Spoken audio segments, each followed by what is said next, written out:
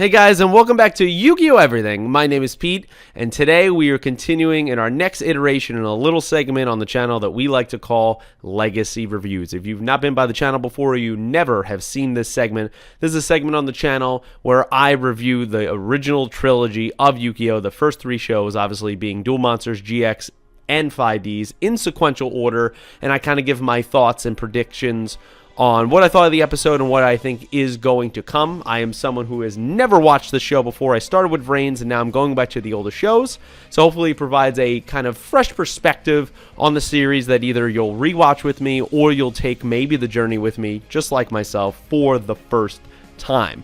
But with that all out of the way, I'm going to jump over to the Duel Monsters review. I'm going to start with that, so I hope to see you there.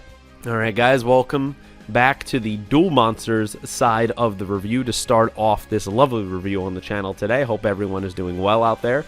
This episode was episode 9 of Yu-Gi-Oh! Duel Monsters called Resurrection Magical Hats. So I do remember I watched a little bit of the dubbed version of Duel Monsters as a kid many years ago, and I remember a card called Magical Hats. So when I saw that in the episode title, I was like, huh, I do remember something like that, but I didn't really remember what it entailed. If, you know, it was a trap card, a monster card. I mean, I assumed it was like a trap or spell card, and it really is a trap card.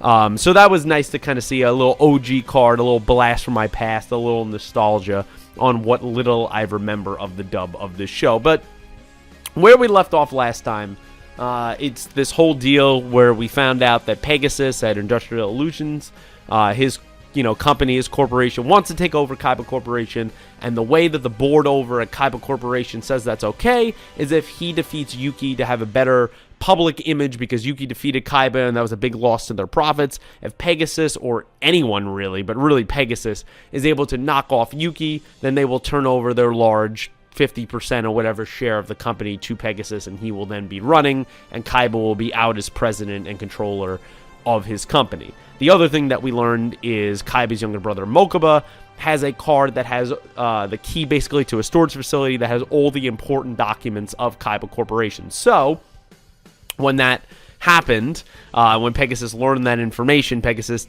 he calls it an invite, but he straight up kidnapped Mokuba and brought him to the Duelist Kingdom Island.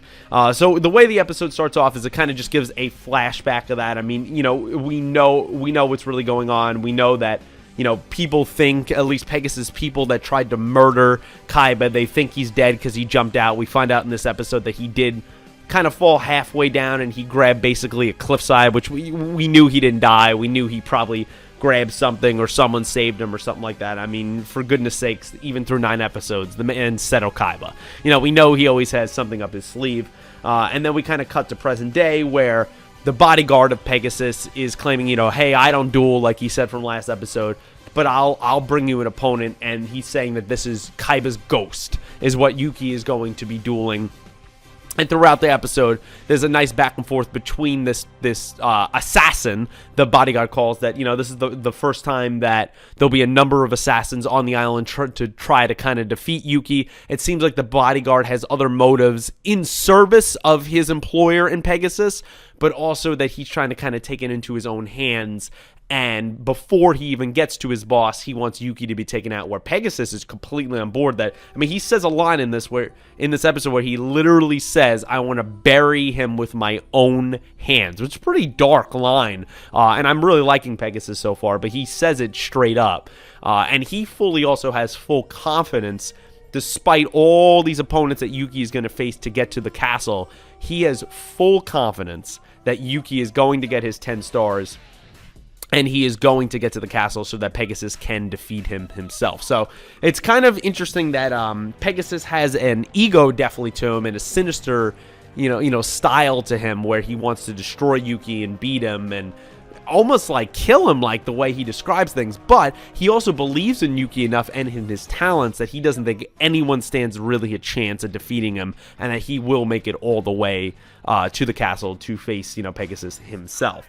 The episode also has a little bit of dark imagery in Kaiba saying, like, hey, I'm in hell, and like one of the things he says is like, I'm going to drag you down there with me. So, we get a lot of dark kind of, for a supposed kid show, or kind of coming of age show. There is a lot of dark adult themes, which really I saw in VRAINS, which is obviously the first show that I started with, and now going back to the other shows, I really enjoy when it's more of a realistic adult theme perspective. I really do enjoy that about these shows, and it's something I did not expect out of Yugioh, and I've been pleasantly and continually surprised the more and more that happens. But basically the group itself, from Janucci to Anzu, to Hondo, I mean, everybody, Mokuba, everybody is convinced that this is not Kaiba's ghost, that he is dead. The issue is, in this episode, is we see that everyone, especially Yuki, for the first time, kind of breaks his nerve almost, because they're terrified that, hey, Kaiba, this is his deck. How you can't imitate a deck. Now, we know as the fans and the bodyguard, and not really even Pegasus, because he's not even aware. He's like, oh, instead of Kaiba, he's dead? Oh, that's crazy. Like, he doesn't even know what the hell's going on, even though he sent these people to kill him. He just doesn't care enough. But they think Kaiba's dead. So they're just collecting his deck that was there when, Kaiba jumped out the window. So that really is Kaiba's deck, and they're trying to create this image that, oh, hey, this is just the ghost of Kaiba. It's actually one of those assassins made by, the illusionist, industries or whatever, the industrial illusionists, Pegasus's company. However, they do sort of think that Kaiba is dead, at least some of Pegasus's people. And now they're trying to just pull the rug over, the wool over kind of Yugi's eyes, and they're unnerving him in this, especially when Blue Eyes, White Dragon. You can't replicate that. You say at the beginning of the show, there's only 4 cards in existence. Kaiba has 3 of them. He tears up the other one in front of your face with your grandfather. There's no other card out there like this. There's no way he could fake this. Well, they're not lying about that. They're not faking it. It is Kaiba's deck that when he rushed out of there when they were shooting at him and he, jumped out the window to save his life, which, kind of sounds counterintuitive, but it worked. That is really Kaiba's deck, and now they're just trying to pull one over on him. And I like how Yugi is unnerved in this episode, and kind of the back and forth between him and the assassin that, is playing Kaiba's ghost of kind of... Normally, Yugi is the one in these duels who, even if he's a little stumbled, he's the one saying all the catchy lines and the comebacks. It's more of him being unnerved every time this assassin, this quote-unquote Kaiba's ghost, is kind of coming at him. And I really like how you see that perspective of kind of unnerving Yuki, and I really did enjoy that. The other side of the episode is not as exciting. I mean, it's kind of necessary plot that, a setup episode that we need. We kind of figure out what real Kaiba's doing. He seems like he's near maybe a Pegasus facility. He breaks into one of his underground Kaiba Corporation things. I like, when he signs in, it just says like Kaiba, online system or whatever it said. It's very funny the way they do hacking, because like they literally put TNT on a door to blow it up. All the security firewalls are actually doors that he's opening. It was the only secret line. I just looked at it. That's what he has come up when he's talking to the computer. So it's a lot of like obvious, like they take it literally when they say firewall, blowing open the keyhole with a program. Like, they make it very visually appealing, which, I thought was pretty funny for the viewers, especially for younger viewers. I can understand why they do that. But what I think the scene shows more importantly is, it catches Kaiba up on, what's going on with his company, what Pegasus is up to, all that stuff, right? All stuff that we knew as the viewer. But I think it shows that Kaiba, even though we knew already, is a very intelligent individual. He can figure out, he has the feelings of exactly what Kaiba's doing. What Pegasus is doing, why he took Mokuba, what his angle is to beating Yugi. Like, all of that is completely obvious. But he also goes, hey, I wrote the system. I wrote all these backdoors. I know how to steal and hack into the, Pegasus's satellite, which then goes to the supercomputer, which I thought was interesting, is called Millennium. And, Yuki has the Millennium puzzle. I believe there's other Millennium items that it seems like Pegasus has one. So very kind of arrogant of himself to call his central computer of his company the Millennium, because, he's probably one of the motivations that he has in the world is probably to take Yugi's Millennium Puzzle if he defeats him, especially having a Millennium item. So I thought that was an interesting thing that could be dealt with another day, and just kind of shows a little bit of the more insight of what Pegasus really sees himself as. But Kaiba just hacking in, I like that seemingly it went undetected when he had problems, and that, oh, hey, Pegasus is keeping Yuki's, duel data that he's collecting to eventually probably, get ready to study it to fight Yugi himself. He's keeping all that secret kind of offline. All right, well, I'll just search for something that's likely on the field in Dark Magician, which is Black Magician, really, but the subtitles make it Dark Magician. It goes back and forth.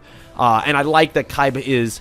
It seems obvious at first, but I like that he's resourceful and he could figure the little things out like that and get what he wants. And we're going to see him fully break in next episode to see what's going on with the duel. The duel itself, I thought it was interesting that, Kaiba, the Kaiba-like man, the Kaiba-man, as you could say, the assassin that is going on there, that his first move, he takes 1,300 points of damage before he brings out the Blue Eyes White Dragon, just like it's nothing. So he's either just deliberately trying to rattle Yuki, and he's kind of sold on that, or just like almost take a loss to gain something, and he thinks, hey, I'll take a major loss because in the end, what I'm going to be able to bring out in my field, the more unnerving I could create Yuki, the better my chances will be. However, it kind of switches at the end of the episode because of what Mokuba says, of recalling what Yuki said to him of like, hey, believing that your brother's alive, that he's going to return to him one day, and how shaken up Mokuba is about that, is that Yuki is like, you know what? Mokuba's right. I was right from the beginning. I know you're an imposter, and I'm going to prove it. So he becomes unnerved throughout the episode, and then kind of gets renewed in his spirit at the end. So if that was the assassin's kind of sole motive to defeat him, just because probably the only way he could defeat him is Yuki being a little bit off and not being fully there, because he's obviously an extremely talented duelist. I think that kind of backfired toward the end of the episode. And him giving the 1 in 4 chance with putting down the magical hats. Yeah, he's taking a risk. I mean, there is a 25% chance that the Blue Eyes White Dragon and the assassin, they guess right. Yuki pretty much loses, and that's it. However, I would imagine that he's not going to not only get it right on the first try, but that negates the attack, and it gives Yuki time to kind of reassemble himself and regroup and figure out how is he going to knock off, the final 700 points from this, wannabe assassin. So I like the back and forth. There's not a lot of depth, too much to the episode, and that's not trying to take a shot at it. It's just that I think I talked about all I need to talk about, and I think it's mostly a setup for what's going forward to seeing what's going to happen. And I doubt Kaiba, this Kaiba-like character, is going to guess the correct hat, but I am interested to see how Yugi defeats him, and then also what is going to happen with the bodyguard. Is he going to release Mokuba? And how is he going to explain the situation? Is Yuki going to be then more aware of other assassins that are probably in his near future? So guys, that's kind of my thoughts here on Duel Monsters Episode 9, Resurrection Magical Hats. Let me know what you thought about the episode down below. Obviously, no spoilers for the next episodes to come, but I would love to hear your thoughts about what you thought when you watched this episode, whether it was a long time ago or recently, guys. I will talk to you a little bit later if you're only here for the Duel Monsters side of it, but I'm going to switch over to the GX side, so I'll be right back. Alright guys, welcome back to the GX side of the duel. This is episode 9 of GX, Single Strike Kill Flipping the Table, which is obviously many references there to Hayato's father. This is a weird episode. It's great to see character development for someone like Hayato, like just to see him grow as a character as part of our little trio here of students in the Red Dorm, and I like that. I think it was a necessary episode to build him up. However, like, there's jokes and things like that throughout this episode that feel like it's like randomly misplaced in an episode that's really about a father-son relationship and the dynamic between the two of them and how that works and the tension there and what it means for Hayato's future going forward in dueling and being at the academy. So I just thought it was a very intriguing episode. I mean, it just starts out right away. You have Judai on that cliffside, and he's just, kind of like enjoying that. Oh, this is the place to himself, and he's, no one knows about it, and immediately, Sho comes in and is like, yeah, everyone you come here all the time when you skip out, everyone knows about this place. So, like, it throws a joke of Judai, like, he's in his own little world where he really thinks that, like, nobody knows about this, meanwhile, everybody knows about this. So I thought that was pretty funny. And it goes to, the 3 boys running over to their teacher and Hayato's father, who's coming in and is talking about how, Hayato should just, leave the dueling business. He is not only in the red dorm, but he basically dropped out of all his classes. He had to repeat a year. There's nothing more shameful than someone like him, which is a really harsh comment that he gives him. And he goes, oh, hey, he should come back to the country with me and be a real man, he says, and join the family's liquor business. So there's a lot of, like, macho masculinity, kind of toxic masculinity going on throughout this episode, which I can totally understand where the writers are coming from and how someone like Hayato is feeling. So it definitely it speaks to me in that way of having that relationship between a father and son, and I understand that. But you have a character like Hayato's father not only kind of like downright be a little bit of an ass, but the imagery you get, like, right at the beginning, the first thing I thought of when he's getting rowed over back, to the island, by the guy, that's almost like, fisherman-like, that's rowing him over there. It kind of reminded me of, like in Greek mythology when you have, like, the guy that's on the river of Styx that takes you basically, like, to Hades, like, to hell. It was very, like, eerily similar imagery to that. That was, maybe that's just me, but that was, like, the first thing I thought of. And so it's like this moment of like, is this guy gonna, like, not only be an ass, but, like, a little bit, like, evil, like, a little bit, I don't know, demonic in a way, but, like, someone who's truly not a good person. And I think the episode does this very up and down way of exploring the relationship, which feels real. Like, hey, listen, his father can say a lot of dick things to him. He can really say inappropriate comments, but at the end of the day, he recognized everything that Hayato was going through and wanted to see him progress as a man and as a duelist. And so I really liked that as the episode went on. And so, they have the meeting with the teacher that the kids are spying on. Are like, hey, we have to build this deck. We're going to help you. Try to do anything we can to convince your dad to stay here. So, they go up to the headmaster's office, and of course, in classic Yu-Gi-Oh fashion, Hayato's father's like, yeah, you could stay here if you beat me in a duel. What do you say to that? And Hayato is, he's different than he's been in other episodes. He was vulnerable, he was angry, he had belief in himself, but also in some parts had hesitation and kind of didn't have confidence in himself. He was kind of all over the map, as I felt this episode was, and the relationship between him and his father is. And he has the moment where, he's in the dorm initially on when when Judai and Sho think, oh, he's going forever, and that, oh, he's just being so calm, and hey, that's it, like, you're just gonna go, yeah, I gotta go back to the island. Meanwhile, Judai's surprised when he turns him around and Hayato is crying, and he feels for him there. So it's like he was trying to deflect his feelings almost, and then ended up showing his true colors to his friends, and he should do that. And I think he's been a character so far through the first 8 episodes before this that has been very lackadaisical, really doesn't care about anything, sees himself as a failure, as the Red Dorm is a failure, that no one is going to change that. And Judai doing what he does has inspired someone like him, like he did a few episodes ago when Hayato heard the spirit voice, and he said that changed a lot for him, and it was a classic case of, hey, I don't want to leave now, because you don't know what you have till it's gone, right? And so at the moment where he's all this time, he's not been taking dueling seriously, he's not been taking his life seriously, and now he wants to take it seriously because it's about to be taken away from him. And he also says because the spirit voice talked to him that he heard the cards, and we see that later on in the episode. So he goes through a nice progression there of the show does, of showing that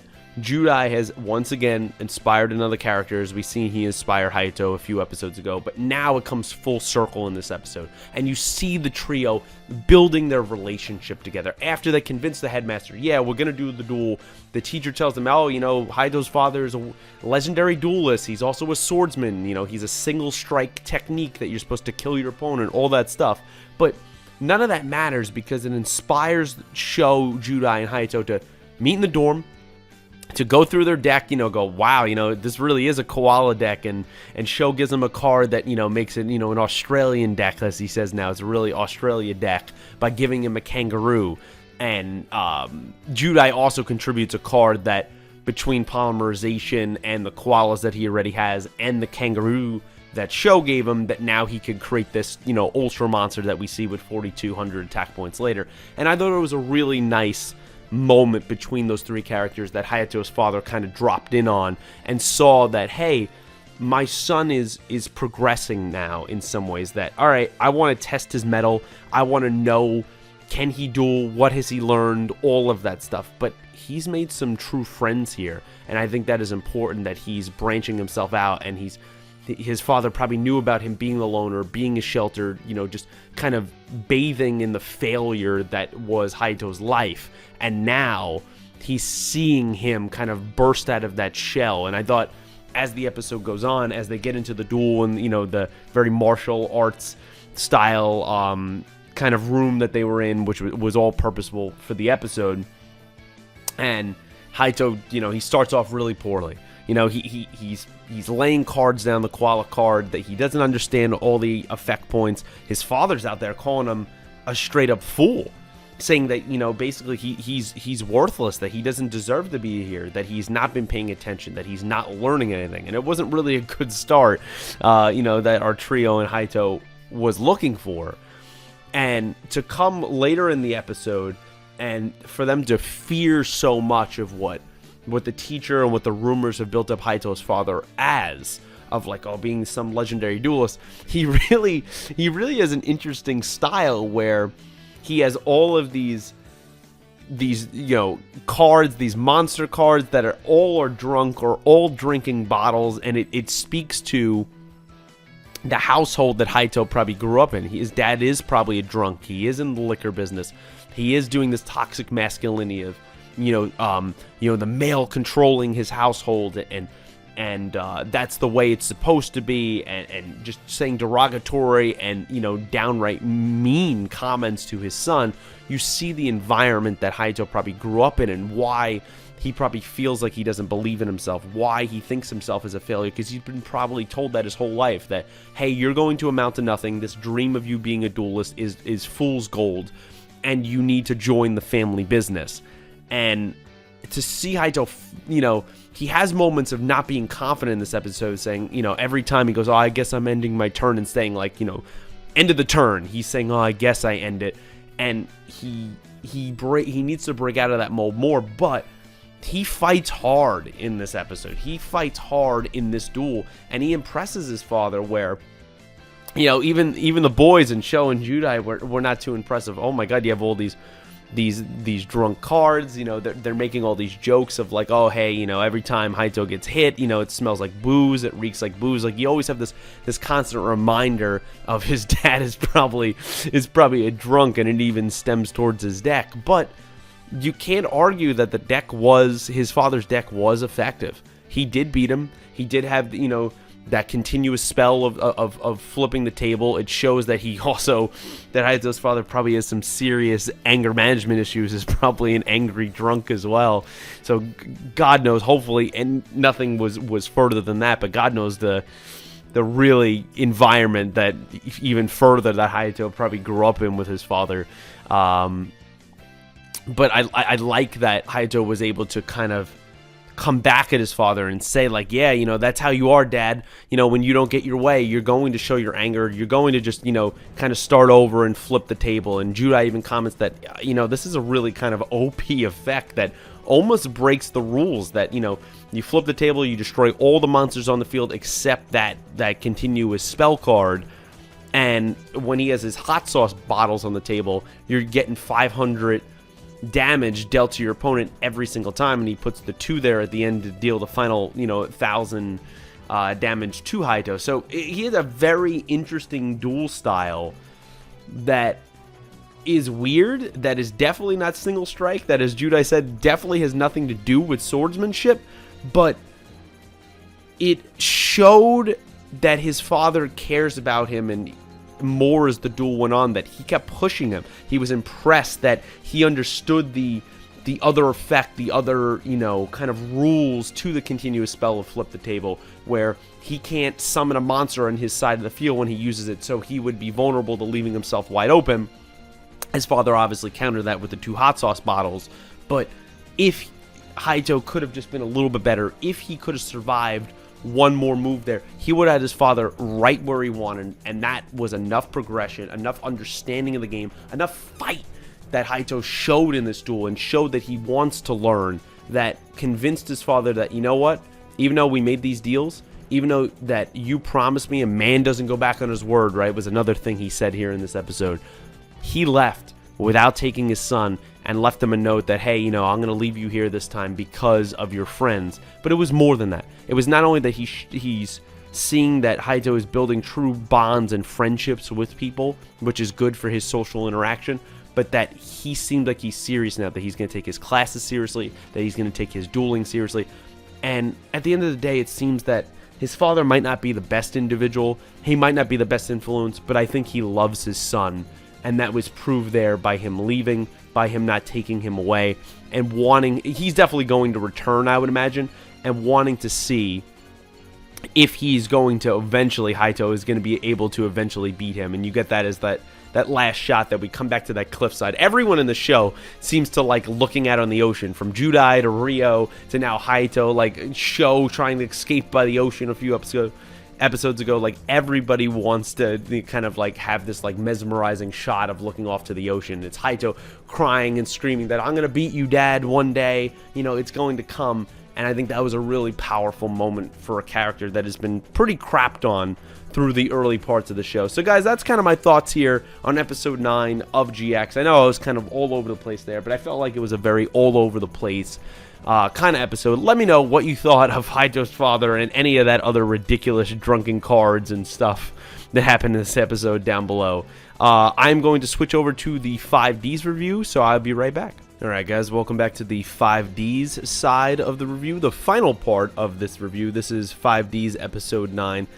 Feelings hanging for the cards, a planned lightning deathmatch. I mean, these just episode titles are getting longer and longer, but it does have meaning as we see throughout the episode, because this really is a true deathmatch.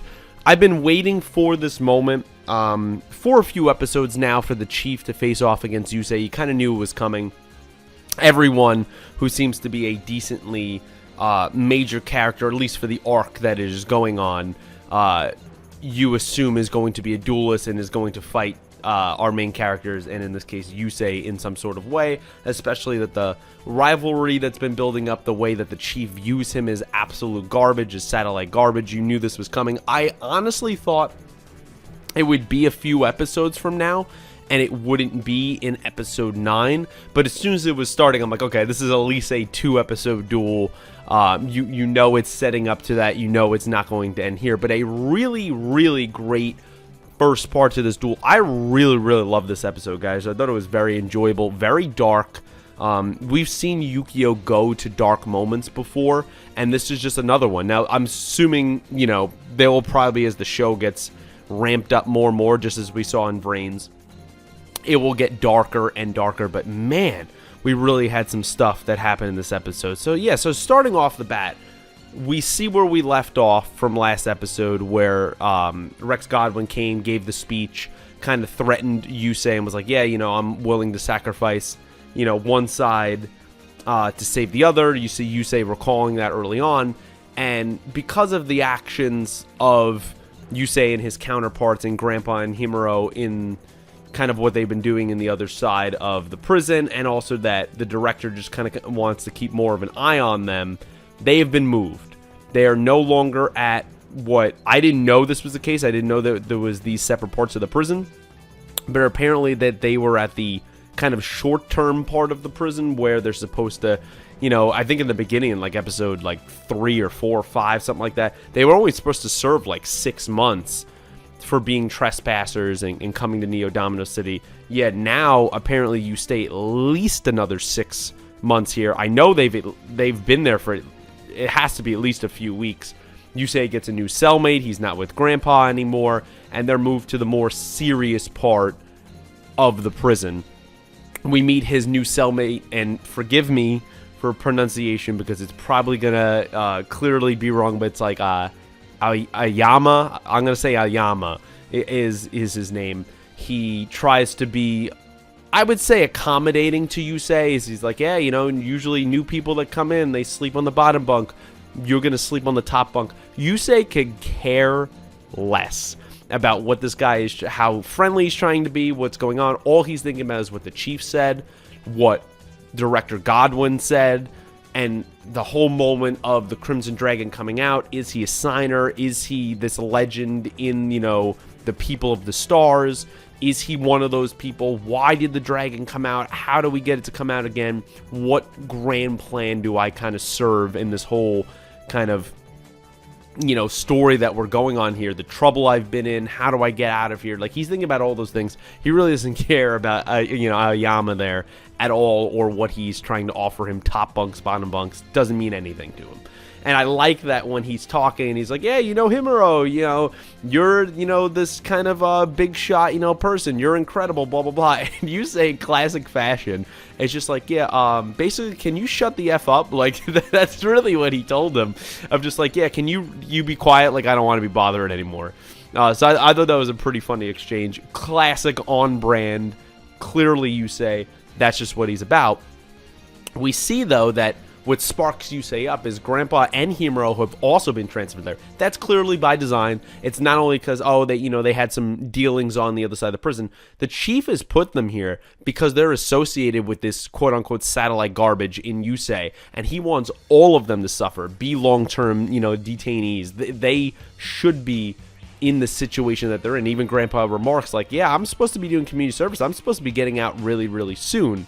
And I think there's this funny kind of like, obvious moment where Yusei's like, yeah, I gotta get out of here. I have things to do. And Himuro's like, yeah, we all have things to do. Like, yeah, we don't want to be here in prison, newsflash here, Yusei. We want to get out. We all have things we'd rather be doing than serving time behind bars, especially for very petty, basic things that, it's not like these guys are in here, at least our 3 here, for murder. So, like, it's kind of ridiculous that they're serving what could be, as we see in this episode, an eternity, really the rest of your life you could be serving in this facility.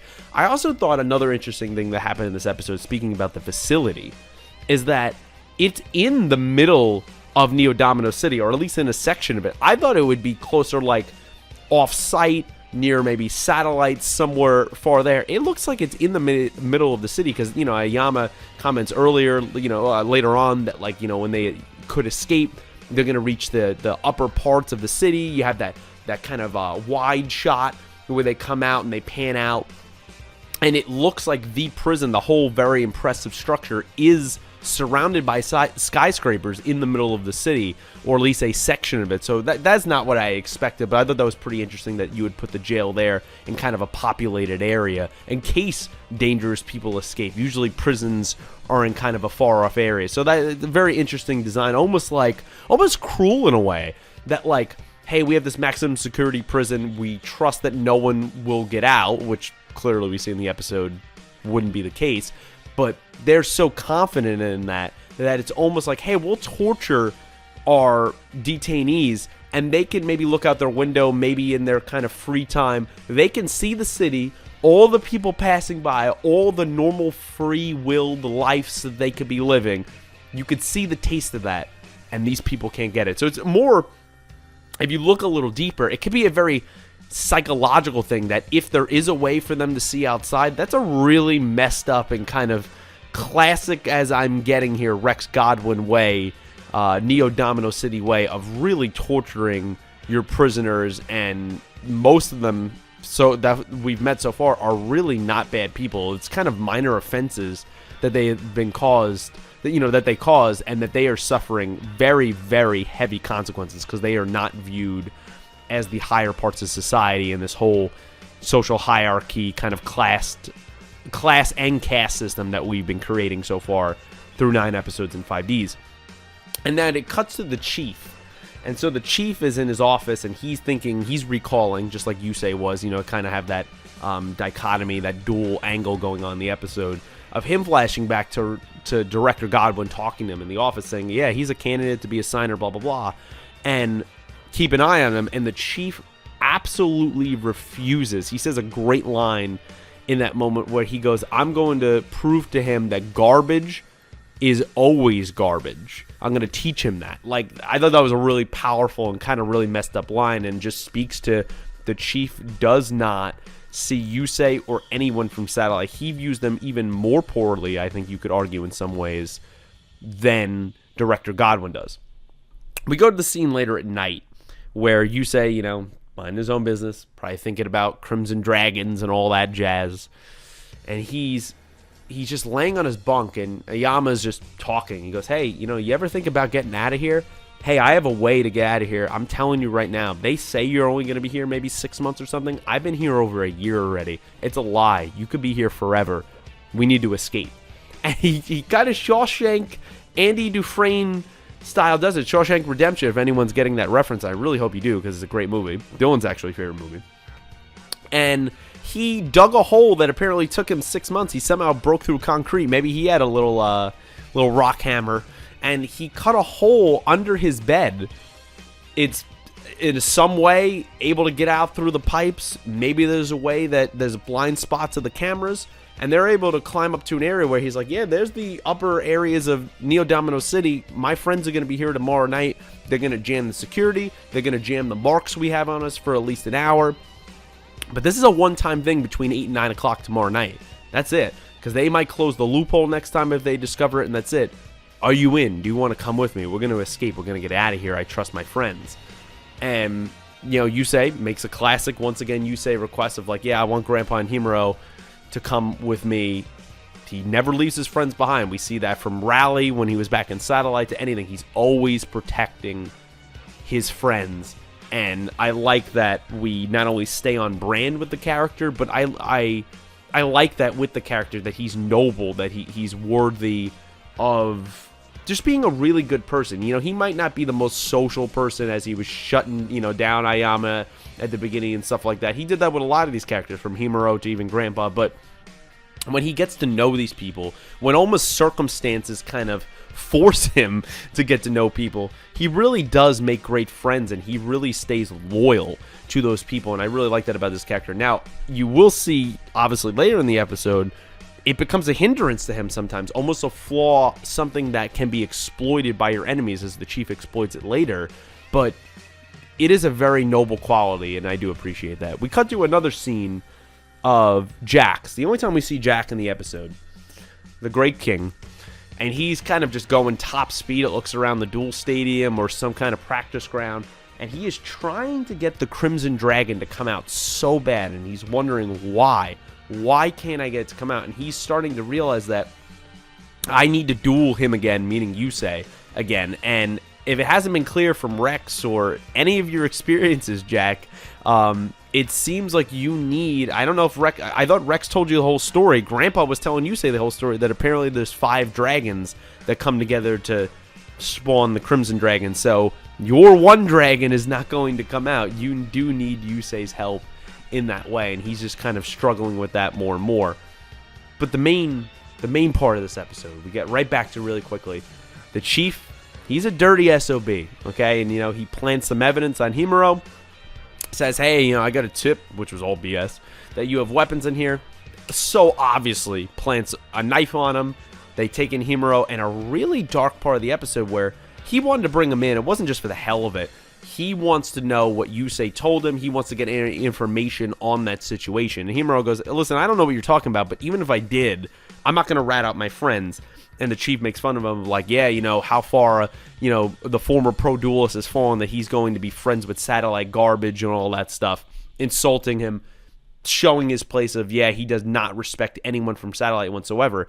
And you get this dark moment where him and the guards, maybe the chief just watched, I assume he probably participated, they beat the ever-living crap out of Himuro so loudly, on purpose, obviously, that was by design, that the entire prison hears Himuro's screams. And a really dark, effed up moment in this episode, I thought. Probably, you could argue, maybe the most effed up moment so far in 5Ds of just really sinister stuff there, of listening and beating a man basically within a very strong man in Himuro, but beating a man within an inch of his life. And, thankfully, in real life, you probably would have had to go to the infirmary, but that was a really, really dark and messed up thing. And again, made me think of Shawshank Redemption when they beat up the one guy that was bothering Andy Dufresne, and the guards beat him up, and everyone hears his screams, and then he basically never walks again. I don't know if they modeled off Shawshank Redemption, but definitely some kind of hints to it, at least for me here in this episode. And everyone hears that Grandpa is, holding his ears, and the chief, throws Himuro out after probably, God knows, 30 minutes of beating the crap out of him, and says, hey, he committed this huge crime. You're all getting your free time taken away for a year. And to the groan of, obviously, of the rest of the jail, of the crowd, that they're not cool with that. I mean, why would you? Hey, as they're saying, this is basically, solitary confinement. This is not what we are. And you see, once again, the chief of, I don't care about you. You guys are garbage. You're worthless to society. You have no right to complain. Keep living your basically pathetic lives in the shadows for all eternity. I'm paraphrasing, but that's basically what he said. Some really messed up things, some real zingers that the chief gives in this episode of how he feels once again towards these prisoners, to these Satellite people. And he mocks Yusei because Yusei is like, hey, wait, like, no one is worthless. And he believes that. He's strived for that. He's been loyal to his friends, is one.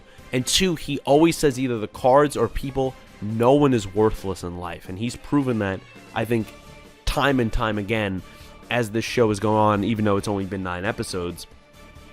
And he challenges the chief. You knew this was coming. This is a perfect moment that, he's looking down on the chief there from his jail cell, and it's a perfect moment for him to do it. Of course, the chief is saying, like, oh, you're saying he's not worthless? I'm calling this former duelist, worthless. What are you saying about me? That you're saying he's a real duelist, that he wouldn't he wouldn't create a crime like this, he wouldn't conspire? You're saying that I'm fake? And that kind of, he's goading Yusei in a way into a duel.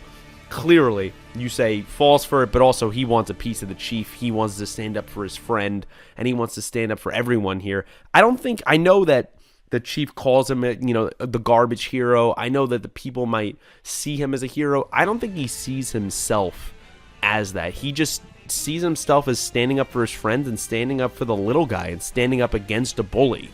And that's only further, shown where 2 seconds later, Grandpa's brought out, his deck is confiscated. We learned Himuro's deck was also confiscated later. And he just backslaps, just a brutal shot to Grandpa, a very, an older gentleman, obviously, and beats him up pretty bad, too. And when both of Yusei's friends here in the jail here, he doesn't care if the plan with Ayama was to get out. He's not going to leave his friends behind, and he's going to fight the chief. And he says a great line here later in the episode where he goes, hey, I'm never going to truly be free. Yeah, Ayama goes, you don't owe these people anything. And that is true. He doesn't know Himuro or Grandpa that long. They were just fellow prisoners. But he regards them as friends of the experiences that they've gone through, the duels and all that stuff. And he goes, I'll never truly be free if I leave them behind, if I know that they're still here in prison. I will never be free. And I thought that was a really powerful and great line from Yusei. And, he goes back and, he checks on them or whatever, and they say, hey, their decks are confiscated. Obviously that there is no way in hell Yusei is even going to be able to fight the chief. If he doesn't have a deck, he's going to automatically forfeit, which, we see later. And Ayama is still pleading to him of, like, you're not understanding, like, this is how the chief does things, and you just need to leave these people. And Yusei is saying, no, I can't. I will never truly be free. We go to the duel after the moment where all the prisoners kind of come in. They check on their hero, Himuro. He's kind of a god to these people as a former duelist. And they check on him, almost his groupies, his fans, and they call Yusei. And at first I thought, like, are they really going to take time out right now to kind of like mess Yusei up and think like because Yusei spoke out that they were in trouble, that they got him further in trouble, which is not the case because they were already going to have their free time revoked if Yusei didn't say anything. It actually ends up being quite the opposite. These guys, they go, hey, you might act like, a big shot and stuff like that, but you were there to stand up for us. And you know what? You did what we were never going to do. You kind of gave us the courage. We were going to feel pathetic forever. And everyone, they saved their favorite card, their best card, their most important card. You see all these ridiculous places. It's in a prisoner's hair. It's in the toilet seat. It's under somebody's bed. It's behind a family picture. It's in a book. You see all these moments of that. And everyone kind of just haphazardly, as best as they can, slaps together a deck for Yusei so he doesn't have to forfeit. It shocks everyone. Well, really, Grandpa and Himuro, they're the only two that really didn't know as they were recovering what was going to happen. Obviously, the rest of the jail knew. And the chief and the guards had no idea. And I thought that was a really cool moment. I really like the shock value of that moment. But Himuro points out, listen, this deck, it might have the emotions of everyone that, Yusei is kind of championing on. Everyone cheered for him. He's saying he takes that with onus. He takes that very seriously, Yusei, when he's like, I'm going to carry your emotions with you of the meaning that everyone pours into these cards and what it means to them. I'm going to take that and I'm going to do my best to beat this chief, to beat this bully that hurts all of us. And I'm going to try to stand up and get a win for everyone, not just for me, not just for my friends that got beat up, for everyone. And I really like that there, that he doesn't have to say that, but that's what he's meaning. That's what he's representing whatsoever. They don't want to feel, as they said, pathetic forever. And you gave us a voice. You gave us hope. And he's fast well becoming, even though he tries to stay out of the spotlight, his morals, the goodness inside him, his ability, the wantingness to stand up for his friends, to stand up for the weaker person against bullies, like he did with the cop, in the beginning of the show, that is what makes him the person he is, and consequently, in some ways, gets him into more trouble than he wants to be, where he wants to stay out of the spotlight. It brings him directly in. We do see as the duel starts that, this is not a normal duel, as we expected it shouldn't be, of course, right? We're in jail, we're in this high, detainee long-term facility. Of course it can't be a simple duel. Of course they have to be chained, there with their dual disc. Of course electricity that, provides the amount of, bolts basically through it, the amount of joules through it that is being suffered when you lose, whatever amount it is in life points. That's what you're going to feel throughout your dual disc. Of course, that has to kind of be the twist of the episode. But it does provide a very interesting, and again, another dark part of this episode. The screams, the moment of watching when Yusei loses life points and gets hurt, and what that means and how everyone feels so bad for him. And they're telling him at the end of the episode to get up, and the pain that he is truly suffering. It is hurting him. It's dropping into his knees. The chief says, yeah, well, if you take all of this, as it's been evidenced in the past, I guess he's killed people in the past because he could do whatever he wants in this jail cell. Even though they're prisoners, you still can't kill them. I guess here you can. He not only wants to show everyone and show Yusei himself that, yeah, you're garbage, and I'm going to show you you're garbage. I'm going to send you back to Satellite by killing you, basically in a body bag. And another really dark moment in this episode. But as the duel is going on itself, I love it. I love that the chief, of course, has a, very jail chain-themed deck. You knew that was going to be the case. But having the moment of bringing everyone together where Yusei is using this haphazard deck, this patched-together deck, but everyone, you have prisoners, as soon as he draws a card in defense or attack position or spell card, you have someone yelling out, oh, that's my card. Oh, kick his butt, Yusei. Kick the chief's butt. Do that for me. Use that awesome card, when he brings Kickman out or he brings any of these things out. And I really thought those moments there are a really cool way to kind of tie together the episode, show again us as viewers what Yusei is representing to everyone in this prison, that he is being the hero that he is. Of course, we also have to get to the complete cheating moment of the chief. You knew, I was like, there is no way if he's controlling the situation that in front of everyone that he's going to show any weakness, that even if he's overconfident and thinks Yusei can't even take a single life point away from him, he's not going to even take that risk that if he does lose life points, he's not going to get hurt and electrocuted and potentially seriously hurt and maybe can't continue the duel. He's not going to destroy that image and get physically and mentally hurt. He's not going to do that in front of all these prisoners. So, of course, his duel disc, quote-unquote, malfunctions, and he's apologizing. It's rigged. It's rigged, as Ayama and everyone is shouting that he's a cheater. Hey, the duel can't continue. And the chief in classic fashion's like, no, I don't see any reason. I'm apologizing to your hero here. It's just, it's not my fault that it's not malfunctioning. All clear BS.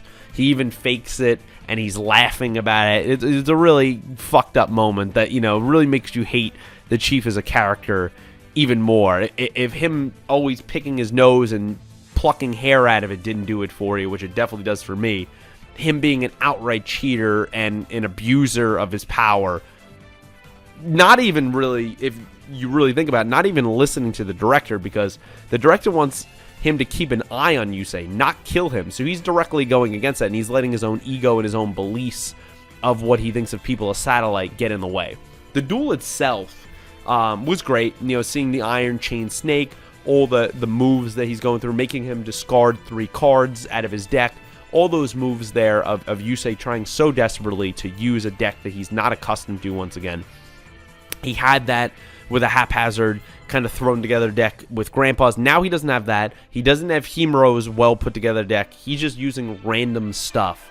And to go all the way down to, I believe it was 3,000 life points at the end of this episode, to not even be able to stand up to everyone that is going, get up. You have to get up, because if he can't get up, he's going to forfeit the duel either. That was a really dark kind of way to end this episode, and kind of speaks to the rest of the episode of the chief just laughing maniacally. But yeah, guys, a really, really great episode that I very much enjoyed here in episode 9 of 5Ds. Let me know what you thought of this episode down below. I would love to hear your thoughts.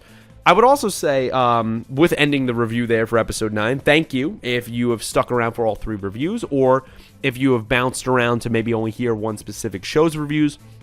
There will be timestamps in the description below if you want to do that. I completely understand if you only want to rewatch one show, or you really only care for a review of one show. Any support that you have on these videos, I greatly appreciate. I hope you guys enjoyed this. I hope you guys had a fun time. I hope you guys talk to me down below. Give me your kind of, if you've never seen it before, obviously, give me your thoughts, predictions, theories if you're watching along with me. If you've watched it, and I say this every review, and I will continue doing that, if you have watched the show, Ray, which is probably 99% of you that are listening to this review, any of these shows, please do not post spoilers down below. I don't want the show ruined for me. I think it's a better experience for me, and then, therefore, is a better experience in reviewing it for all of you guys out there. So please watch what you say down below. I do read comments. I do thumbs up comments. I do try to comment down below to your responses. I will not be able to do that at all if you post spoilers, so please feel free not to do that, and just be mindful of that down below, guys. But yeah, that's kind of my thoughts on all these episodes here, guys. Stay tuned. I will probably have another episode review coming very, very shortly at you. Stay tuned more for the channel, to more streams, more videos and theories that Dylan will probably keep pumping out. And please join me next time on another episode of Legacy Reviews. We're in double digits next time, guys. Episode 10's for Duel Monsters, GX, and 5Ds. I hope to see you there. I love you all. I will talk to you down below, guys. And thank you for watching.